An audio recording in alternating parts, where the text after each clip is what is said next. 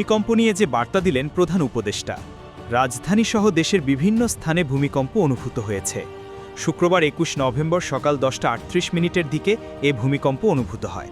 ভূমিকম্পের পর বার্তা দিয়েছেন অন্তর্বর্তী সরকারের প্রধান উপদেষ্টা অধ্যাপক ড. মোহাম্মদ ইউনূস। শুক্রবার প্রধান উপদেষ্টার ভেরিফাইড ফেসবুক পেজে এ তথ্য জানানো হয়েছে। এতে বলা হয়েছে, দেশের বিভিন্ন স্থানে ভূমিকম্প অনুভূত হওয়ার ঘটনায় সৃষ্ট জনমনের উদ্বেগ ও আতঙ্ক সম্পর্কে সরকার অবগত। পরিস্থিতি নিবিড়ভাবে পর্যবেক্ষণ করা হচ্ছে এবং সংশ্লিষ্ট সব দপ্তরকে অবিলম্বে মাঠ পর্যায়ে নেমে সম্ভাব্য ক্ষতি নিরূপণের নির্দেশ দেওয়া হয়েছে। জনগণের নিরাপত্তাকে সর্বোচ্চ গুরুত্ব দিয়ে সরকার প্রয়োজনীয় সব ব্যবস্থা গ্রহণ করছে। বার্তায় বলা হয়েছে, ঢাকাসহ দেশের বিভিন্ন স্থান থেকে তাৎক্ষণিকভাবে যেসব ক্ষতির খবর পাওয়া যাচ্ছে, সেগুলোতে ফায়ার সার্ভিসের কর্মীরা দ্রুততার সঙ্গে রেসপন্স করছেন।